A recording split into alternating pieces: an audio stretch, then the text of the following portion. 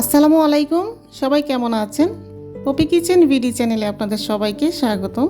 আজকে আপনাদের সাথে একদম রেস্টুরেন্টের মতো ডালপুরি বানিয়ে দেখাবো। রেস্টুরেন্টের ডালপুরি কেন এত সুন্দর হয়, আর আপনারা তো দেখতেই পাচ্ছেন আমার এক একটা ডালপুরি কিন্তু বলের মতো হয়েছে।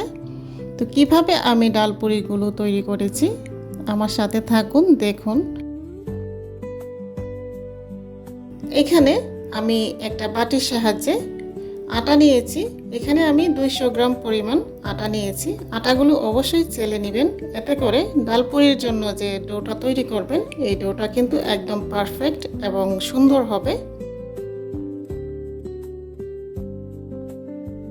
এবার এখানে আমি চা চামচের সাহায্যে 4 চা চামচ পরিমাণ আপনাদেরকে দেখালাম যে আমরা নর্মালি যে রান্না করি তেল, ওই তেলটাই দিয়ে দিচ্ছি। আপনারা চাইলে এখানে যদি যারা এই সয়াবিন তেলটা খেতে পছন্দ করেন না, ঘি দিতে পারেন সয়াবিন তেলের পরিবর্তে। দিয়েছি 1 চিমটি পরিমাণ কালো জিরে, পরিমাণ মতো লবণ দিয়ে এখন এই সবগুলো উপকরণ 2 থেকে 3 মিনিট ভালোভাবে হাতে মিক্সড করে নিতে হবে। আর এই মিক্সড করার মধ্যেই কিন্তু অনেকটাই নির্ভর করে ডালপুরিটা কতটা পারফেক্ট হবে। ভালোভাবে হাতে মিক্সড করে নেবেন।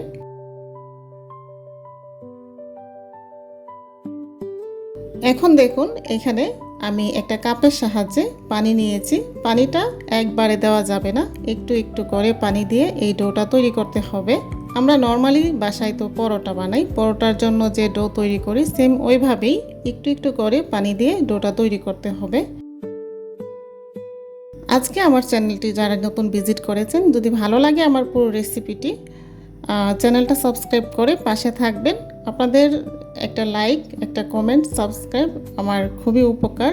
আর আমি যেহেতু আমার চ্যানেলটা একদম নতুন, আপনাদের সাপোর্ট খুবই প্রয়োজন। আপনারা প্লিজ আমার পাশে থাকবেন।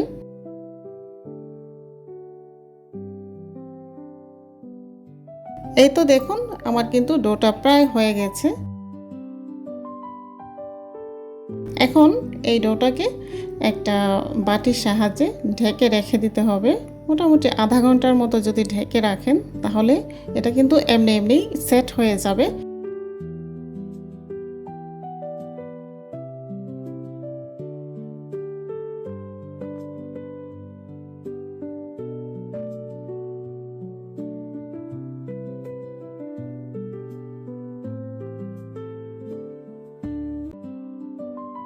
এইখানে দেখুন আমি যে ডালপুরিটা বানাবো, ভিতরের যে পুরটা রেডি করব, এটা কিন্তু আমার নিজের আগের দিনের রান্না করা ডাল। তো ওইটা আমি পাতিলে একদম চুলাটাকে মিডিয়াম আঁচে রেখে শুকিয়ে এখন একটা তাওয়ার মধ্যে এইভাবে আমি কিভাবে করছি আপনারা দেখুন। তাওয়ার মধ্যে এটা কাঁটা চামচের সাহায্যে চুলাটাকে একদম মিডিয়াম আঁচে রেখে এই ডালটাকে কিন্তু ঝরঝরে করে নিতে হবে। এখানে আপনার এক্সট্রাভাবে ডালটাকে রেডি করতে হবে না। আমরা অনেক সময় দেখা যায় যে বাসায় রান্না করার পর ডাল কিন্তু থেকে যায়, তো ওই ডালটা অনেক সময় খাওয়া হয় না। এটা ফেলে না দিয়ে কিংবা অপচয় না করে এইভাবে শুকিয়ে কিন্তু ফ্রিজে রেখে দিতে পারেন। তারপর এক সময় যখন আপনার ডালপুরি বানানোর প্রয়োজন হয় তখন কিন্তু এটাকে এভাবে কাজে লাগাতে পারেন। তো দেখুন আমার ডালটা কিন্তু একদম ঝরঝরে হয়ে গেছে। প্রায় 20 মিনিটের মতো চুলার উপরে রেখে নেড়ে চেড়ে ডালটাকে এভাবে ঝরঝরে করে নিয়েছি। আর এখানে ম্যাগি নুডলস কিংবা যে কোনো নুডলস বাসায় থাকলে নুডলসের 1 প্যাকেট নুডলসের যে মশলাগুলো থাকে এগুলো দিয়ে দিবেন। আর আমি দিয়েছি একদম ছোট ছোট করে কেটে পেঁয়াজ কুচি আর ধনেপাতা কুচি দিয়ে কিন্তু ভিতরের পুরটা আমার রেডি হয়ে গেছে। আর এদিকে দেখুন এই ডালপুরি বানানোর জন্য যে ডোটা তৈরি করে রেখেছিলাম এটা কিন্তু একদম সেট হয়ে গেছে। এখন এগুলোকে বানানোর পালা। আর এখন দেখুন আমার এখানে কয়টা হবে, মোটামুটি 200 গ্রাম আটা দিয়ে কিন্তু 8 থেকে 10টার মতো ডালপুরি হয়। যদি একটু বড় সাইজের তৈরি করেন তাহলে 7 থেকে 8টার মতো হবে। তো আমার এখানে 8টার মতোই হয়েছে। আর এখন দেখুন আমি কিভাবে বানাচ্ছি, ভালোভাবে খেয়াল করে দেখুন।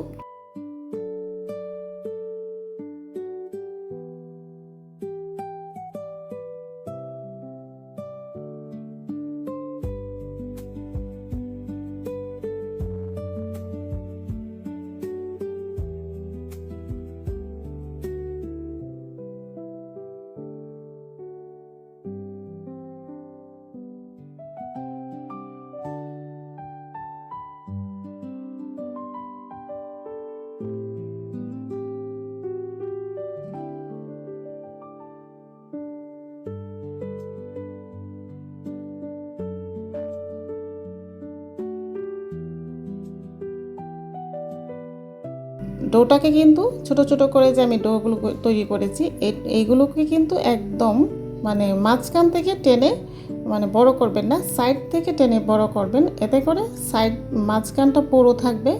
ডাল পুরি বানানোর ক্ষেত্রে অনেকেই কিন্তু এই ভুলটা করেন, দেখা যায় যে ডালটা বের হয়ে যায় কিংবা হচ্ছে না ডালগুলো, মানে ডাল পুরিটা যদি আপনার ডাল বের হয়ে যায় মাঝখানে ফুটো থাকে তাহলে কিন্তু ওই ডাল পুরিটা ফুলবে না, তেলের মধ্যে দিলে ওইটা চুপসে যাবে। তো আমি আপনাদেরকে টিপসটা দিই, যখন এই রুটিগুলোর সাইড থেকে বড় করবেন মাঝখানটা যেন মানে মোটা থাকে, এই দিকটা খেয়াল রাখতে হবে।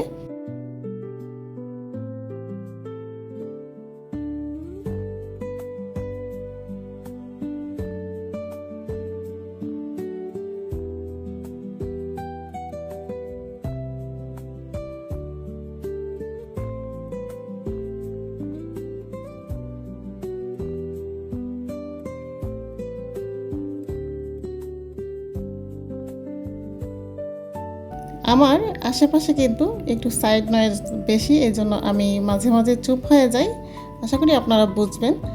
আর দেখা যায় যে আশেপাশে বাসার আশেপাশে কিন্তু গাড়ি এক্সট্রা যে আওয়াজগুলো এগুলো দেখা যায় যে আমি যখন ভয়েস দিই খুবই ডিস্টার্ব হয়, কিন্তু কিছু করার নেই। এখন দেখুন আমি কিভাবে এই পুরিগুলো বানাচ্ছি। একদম বেলুনটাকে কিন্তু জুড়ে চাপ দেওয়া যাবে না, আপনারা খেয়াল করে দেখুন। আর আমার কিন্তু একটুকু ডাল বের হয়নি, আপনারা দেখেই বুঝতে পারছেন। এপাশ ওপাশ আপনাদেরকে দেখিয়ে দিলাম, আমি আরেকটা বানিয়ে আপনাদের সাথে দেখাচ্ছি। দেখুন মানে বেলুনটা দিয়ে হালকাভাবে চেপে চেপে এই রুটিটা কিন্তু বানাতে হবে।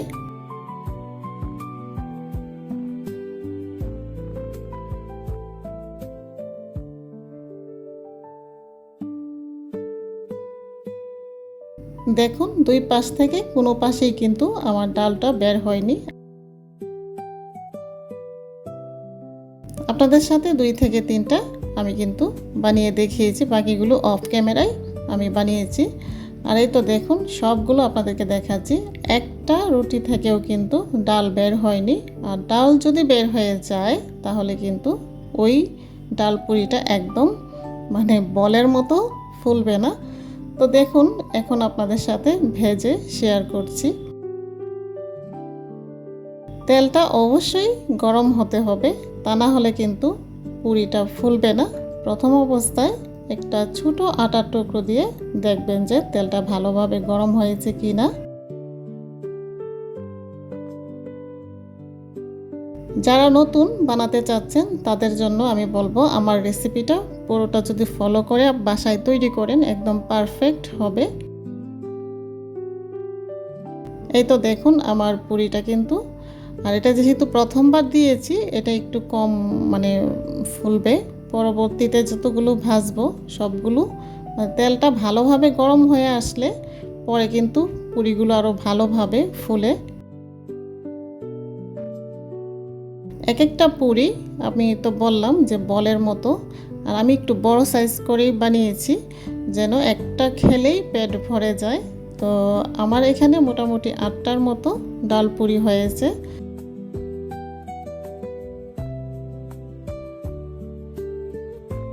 প্রত্যেকটা পুরি একদম পারফেক্টভাবে ফুলেছে দেখুন।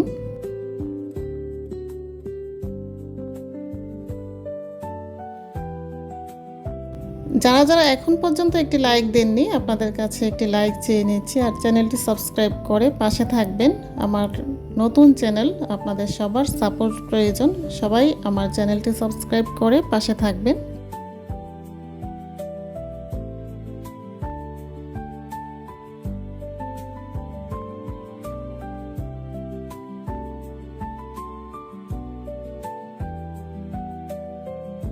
তো সবগুলো পুরি আমার ভাজা হয়ে গেছে, আর দেখুন আপনারা দেখেই বুঝতে পারছেন যে কতটুকু পারফেক্ট হয়েছে।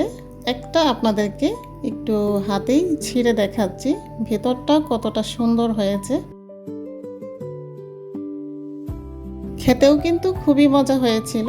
আশা করি আমার রেসিপিটি আপনাদের কাছে ভালো লেগেছে, আর এইভাবে বাসায় ট্রাই করলে আমার রেসিপিটি ফলো করে অবশ্যই আপনাদের ডাল পুরি একদম বলের মতো ফুলবে, সুন্দর হবে, রেস্টুরেন্টের মতো হবে। তো আশা করি আপনাদের কাছে আজকের ডালপুরির রেসিপিটি ভালো লেগেছে। একদম রেস্টুরেন্টের মতোই কিন্তু হয়েছে। তো সবাই ভালো থাকবেন। আল্লাহ হাফেজ। আসসালামু আলাইকুম।